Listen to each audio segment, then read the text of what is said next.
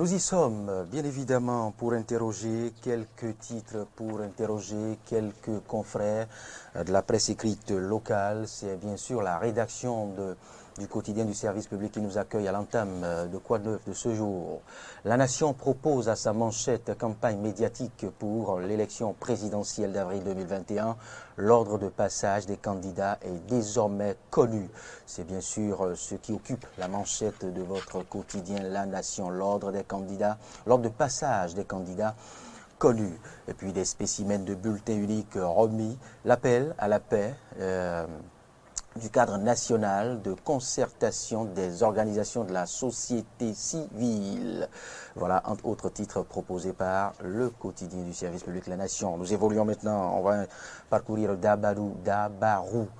La Sénat remet le spécimen du bulletin unique au candidat. La Sénat remet le spécimen du bulletin unique au candidat à la présidentielle du 11 avril 2021. C'est la manchette de Dabarou que je venais ainsi de vous livrer. On va passer à tout autre quotidien. Les pharaons. Les pharaons, eh bien, dictat des opérateurs télécoms, ce que propose le duo Talon-Talata.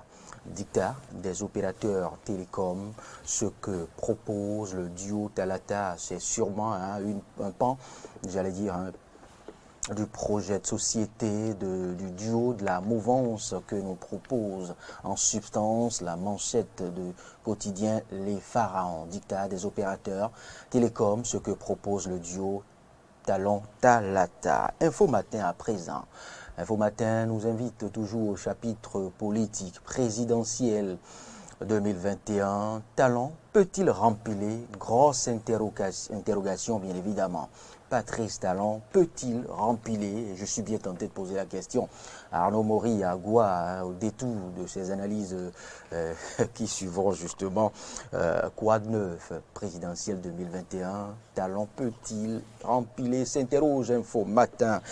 Et puis la nouvelle, la tribune de la capitale, maintenant on nous propose au chapitre médias.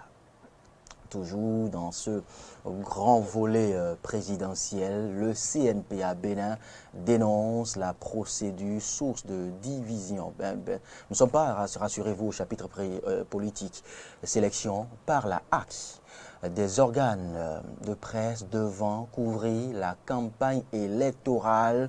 Le CNPA Bénin dénonce la procédure qui, justement, source de division. Alors, voilà une préoccupation de l'instance fêtière, d'une des instances fêtières de la presse qui devrait faire réfléchir toutes les rédactions de la presse béninoise. Et puis les députés renouent avec l'hémicycle dès le 1er avril prochain. C'est ce qu'annonce bien évidemment la tribune de la capitale. Après près de 3 mois de congé, les députés renouent avec l'hémicycle le 1er avril prochain. Voilà. On évolue. Autre quotidien, Matin Libre. Matin Libre nous propose, tout en haut de page, présidentielle du 11 avril 2021, l'opposition radicale recalée, absence de débat, choc. Et puis, à sa manchette, on pourra lire « Démocratie et bonheur, le Bénin en chute libre ». Démocratie et bonheur, le Bénin en chute libre, sous la rupture bien évidemment, démocratie et bonheur, le Bénin en chute libre, c'est bien sûr ce que précise Matin Libre, il vous faudra davantage sillonner, parcourir les colonnes de ce quotidien pour vous convaincre de cette allégation, de cette manchette proposée ce matin. Et puis, campagne de vaccination contre la Covid-19 au Bénin, Rumpatim promet de donner l'exemple, on l'a suivi hier à l'entame de Convainc Moi à travers cet extrait proposé sur l'image du ministre de la Santé où il a promis, j'allais dire, de donner l'exemple, de se faire vacciner pour convaincre davantage les citoyens béninois. Et entre autres précisions, bien évidemment, on retient que le Bénin a reçu 203 000 nouvelles doses de vaccins fruit de la coopération sino-béninoise. Bien sûr, un autre vaccin qui n'est pas du projet COVAX, mais du Coronavac du fabricant chinois. On évolue. Monsieur Siroué, on évolue, on interroge notre quotidien, la primeur. La primeur, mais qu'est-ce qui fait la primeur de l'information, la primeur de l'info, à la une de ce quotidien, à la manchette, j'allais dire, actualisation du breviaire du député béninois, la 8e législature en passe de concrétiser une réforme pour l'efficience parlementaire. Actualisation du breviaire du député béninois, la 8e législature en passe de concrétiser une réforme pour l'efficience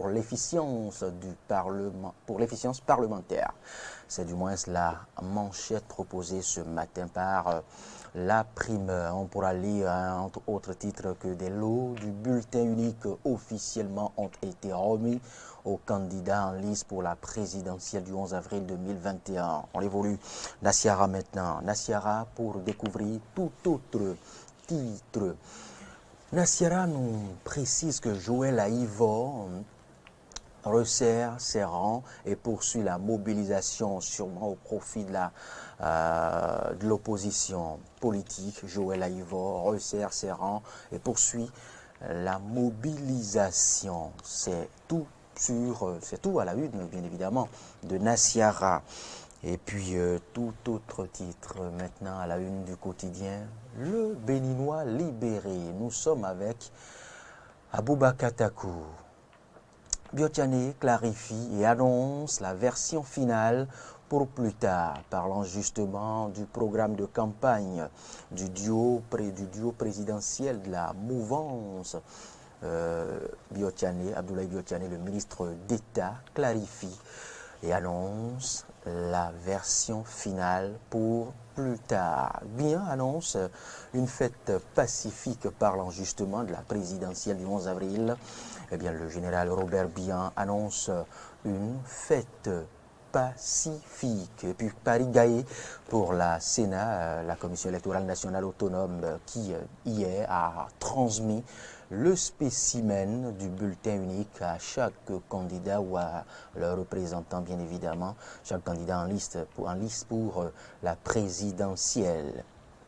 L'honorable Rachidi Badabassi appelle à la culture de la paix en cette période sensible électorale. L'honorable Rachidi Badabassi appelle à la culture de la paix en cette période.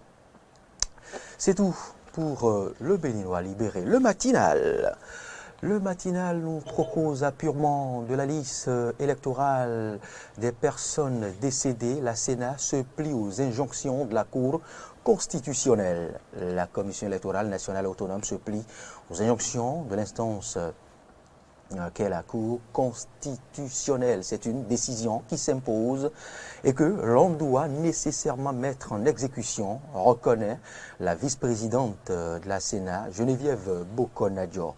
C'est tout pour ce premier exercice qui ouvre le bal sur Matin d'Éden, sur Eden Télévision. Les titres, vous en avez suivi, les titres, nous vous en avons proposé, les titres, les confrères de la presse écrite nous en ont aussi proposé, bien évidemment, puisque ce sont eux qui en proposent et nous vous les livrons.